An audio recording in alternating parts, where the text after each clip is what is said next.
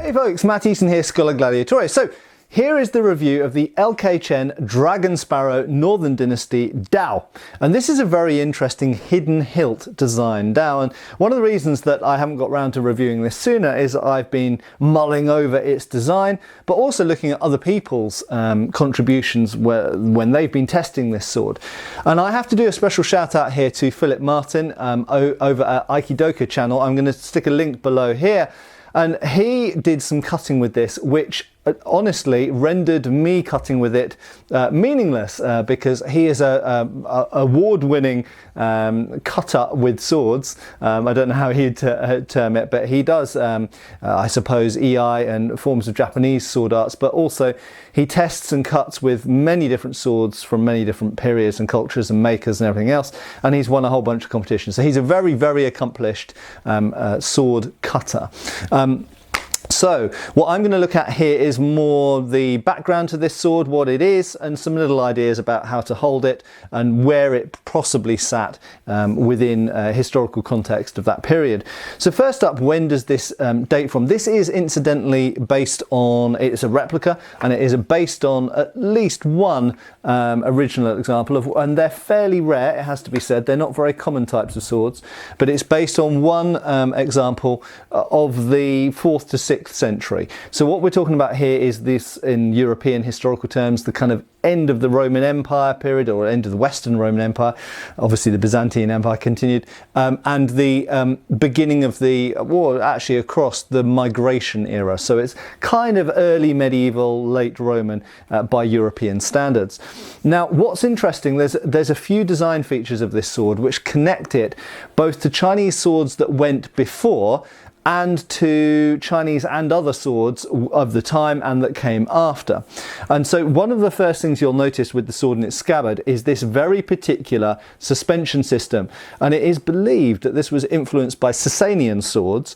And they specialised a lot in cavalry and cavalry swords, and therefore it is presumed, and certainly artwork might support this as well, that these were cavalry swords predominantly, or at least they were influenced by the need to be used as cavalry swords. So just because something is influenced by cavalry use doesn't mean it was only used as a cavalry item. Of course, it was used on foot, occasionally used by civilians, and so on and so forth. So this was used by a variety of different soldiers, but cavalry seems to be inherent in its design. Now, a few things that you will notice just in its scabbard as well. If we look at the earlier Han Dynasty Heavenly Horse Dao here, you'll see that the ring pommel is a common feature. You'll notice it's not as long.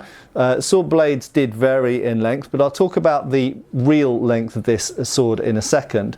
But you'll notice that they both have ring pommels, and ring pommels were very much a feature of Chinese swords from the Han Dynasty onwards. And this ring pommel you'll see, so there's been a lot of discussion in the past about what the ring pommels were possibly used for, and some people have talked about putting the little pinky finger through them in thrusting to stop the hand sliding up the grip. Some people have talked about lanyard tassels essentially, and sword knots, essentially a strap to put around your wrist being attached from there, which you could still do this. But you'll notice that by this point they have become very decorative and almost ornamental. However, we have to say that there is still mass to that pommel, and that pommel does still nevertheless provide some balance to the sword. But perhaps even more importantly than that, it provides a hand stop. So as we've seen with the earlier sword, where you've got a very short grip but you have this ring pommel, it provides a very good way of not having your hand fly off the end, which frankly is the purpose of most pommels throughout history, not necessarily as a counterweight as most people think. So it's got the ring pommel which ties it to swords which came before and swords which came after, Dao. It's got these Sasanian belt wearing hooks, which mean that it is suspended at this angle. If we look at the earlier Han Dynasty traditional style of wearing that would have been worn up higher up here, this means there's two things. Number one, it can mean it's more difficult to draw the sword from horseback. but it also means that you're limited to some degree in the blade lengths that you can get out, because the sword is relatively higher in relation to your body. So it does, I mean, there are ways that you can, for example, you can tip the thing down to get a little bit more length, but this is a 37-inch blade. I'm 6'1", and I struggle slightly if I'm suspending the sword up at sash height up here. I struggle slightly to get that length of blade out when it's worn that high. If I was wearing it slung down on a belt, as a European longsword would be, for example, I've got absolutely no problem getting a 37-inch blade out at all. So it is possible, and likely even, that cavalry use and the ability to perhaps get longer blades out influenced the introduction of these Sasanian style belt hanging hooks that meant that you could get the sword out from lower down. Now, the next important thing to note about this sword is the hidden hilt construction. Now, you'll notice that when it goes fully in there, it does mean that you have a friction area right the way from this bolster all the way up to here. This achieves, in my mind, this achieves two things. Number one, it means because you've got a long area of friction, it means it's much less likely, although you can see you can do it, you can shake the sword out, but it's much less likely for the sword to come out because you've got that long area of friction there. But in addition to that, it also makes the sword more weatherproof.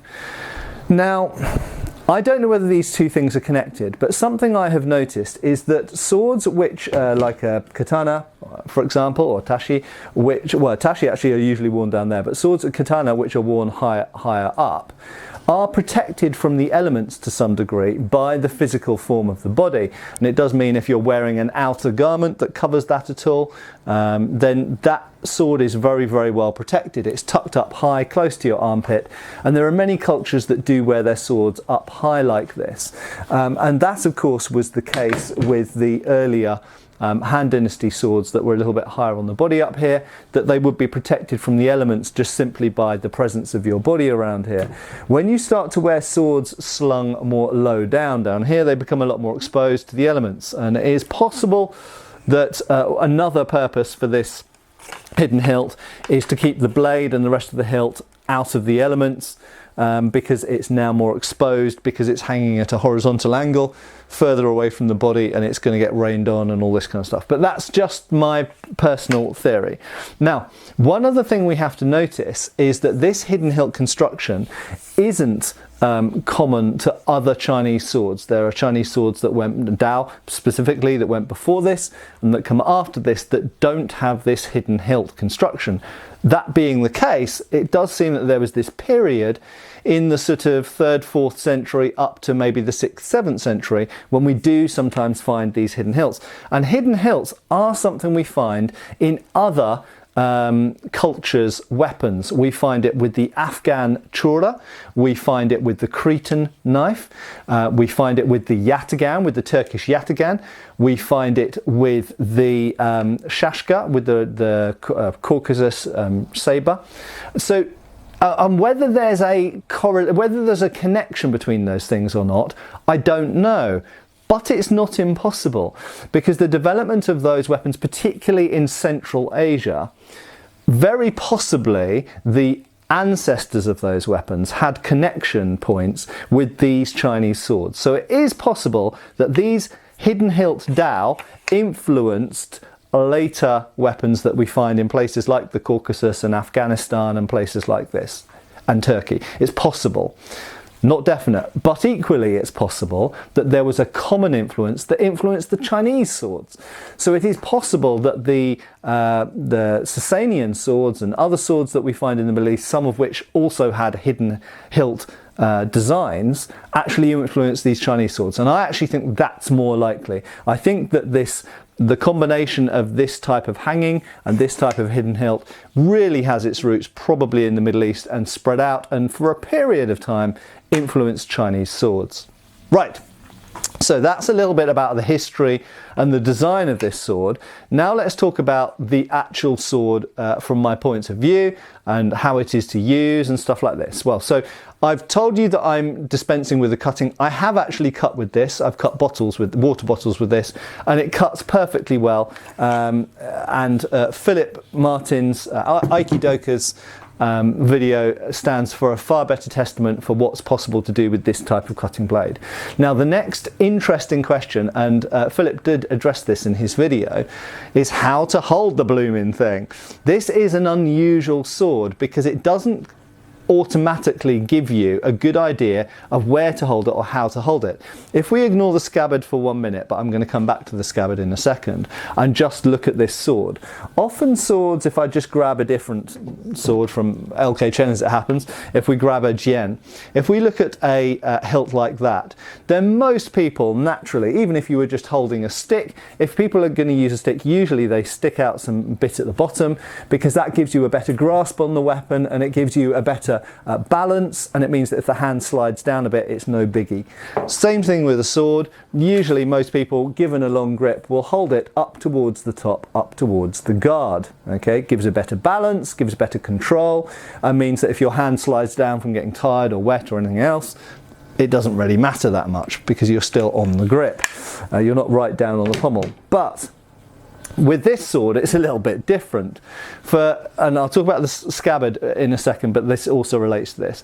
If we hold the sword up here and leave all that below, the problem is we've got a very thin and slidey bit of grip because that has to go inside the scabbard.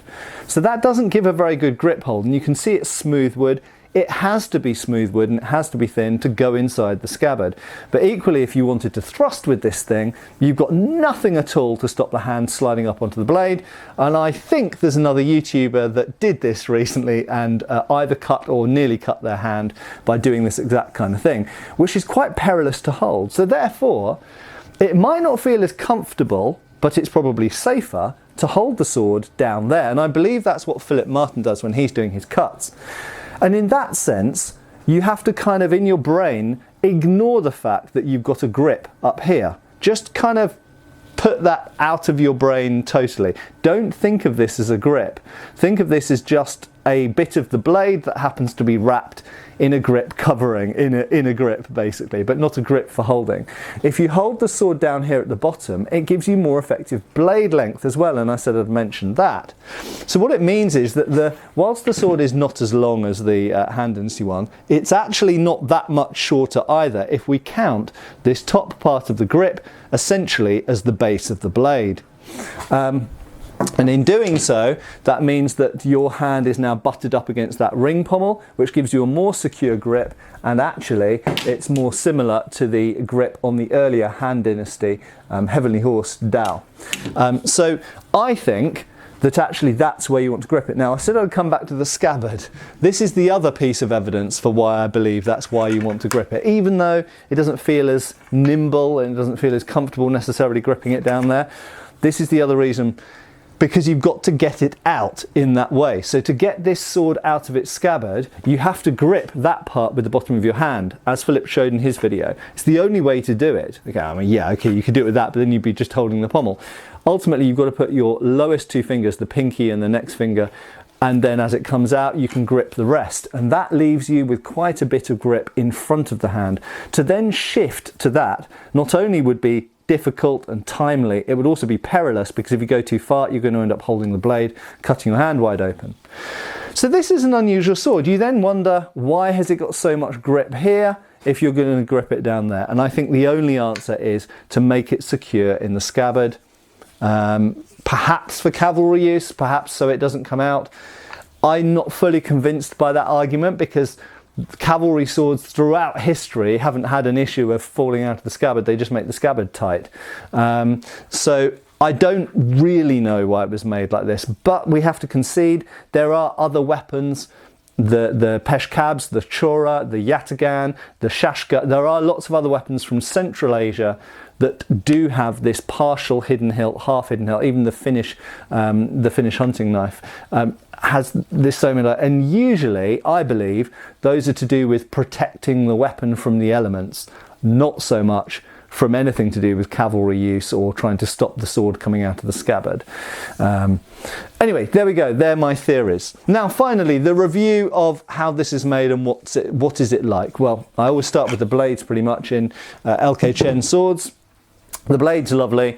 We can see that this relates to earlier Dao and in fact later Dao. So if we look at the later, so essentially the next period of the Hidden Tang Dao, so this is a more katana-like sword, but the blades are very, very similar, but not the same. They do have a different cross-section. So what you find is that this sits in evolution terms kind of between the earlier Dao, like the Heavenly Horse, and the later Dao, which we've just seen here, is the Frontier Tang Dao. And the difference, certainly in these examples, and I can't say it's all of the original examples are like this, but in these examples, the difference is the edge bevel. So I'll just put this down to demonstrate with my hands for a second. The earlier ones have a large flat section and then an edge bevel. The later ones, like the Frontier Tang Dao, have a long bevel and then a small flat section, more like a Japanese tashi or katana. So there's a difference in edge geometry and blade cross-section, but there are different examples. And as LK Chen states on their website, there are variations. There are different types of edge geometries. There are different type of blade cross-sections. So that might not be true of all of them, but nevertheless it is in silhouette quite similar to Dao that went before and after. You can see it sits in the middle. It has distal taper going from about 8mm down to about 4.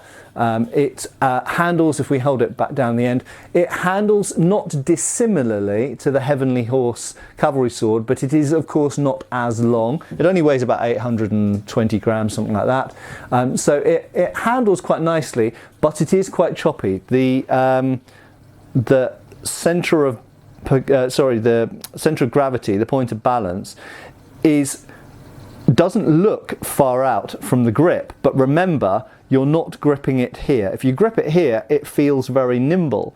But if you grip it down here where I believe you have to grip it, actually that's quite far.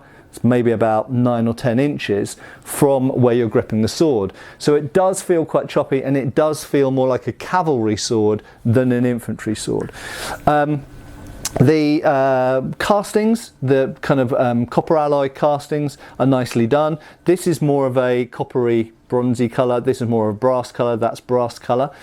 They are simple. The pommel's nicely, very precisely cast actually, very detailed. And just show you there, to show earlier, but you can see it's very, very detailed. The other fittings are simple, but they do the job. They're perhaps a little bit, and I say this with most LK Chen things, they're perhaps a little bit sharp edged. They're not sharp, but they're not, I think they could be a little bit more rounded to cut down on the hot spots and just areas of discomfort on the hand. The ferrule is fine, it's basic, but it has to go inside. It has to be fairly slim and small to go inside the scabbard. The scabbard mounts, of course, are made of the same alloy, the same copper alloy that's basically brass, same colour that match. I presume it was a deliberate aesthetic choice to have this more of a coppery colour and these more of a brass colour, but whoa, nearly came out there. And so there's a watch out for that. It doesn't, I have to say, despite the Hidden-Hilt design, it doesn't stay in as firmly as you would think it does. And one other thing to note, and the people at LK Chen did actually note this to me because I showed this fleetingly in a previous video, that should sit down flush there, and on mine you have to really ram it in to get it to sit flush. So that's an issue inside the scabbard, inside the wood. One other thing I would note as well is there is a little bit of gap around the fitting of the brass on the wood here. This wood incidentally is teak and it's very nice. This can be an issue with LK Chen swords, that the fit between the metal fittings and the wood is not always as tight as it could be, and it's usually glued on. So in some cases, I haven't had an issue with this one, but in some cases these metal fittings can become detached from the wood because they're just glued on with epoxy. So there we go, a very historically interesting sword. Not a lot of these surviving in collections, but this is a replica of one. It's a funky looking cool thing. You do see them in period art. This is, by European standards, early medieval, late Roman, and probably principally a cavalry sword, and very interesting for its historical connection to other swords, particularly from the Sassanid Empire, and other areas around as well, and very interesting to see that early hidden hilt. So thanks to LK Chen for sending me that. Check it out, obviously linked below to the product on their website, and also check out Philip Martin's Aikidoka channel. Fantastic, awesome cutting. So go and give him a subscribe and watch some of his videos. Thanks a lot for watching this review. I'll see you again soon for another video on Schola Gladiatoria channel. Please give us a subscribe and a like, share this video around, and I will see you again really soon. Take care, folks. Thanks for watching. We've got extra videos on Patreon. Please give our Facebook a like and subscribe if you haven't already. Cheers, folks.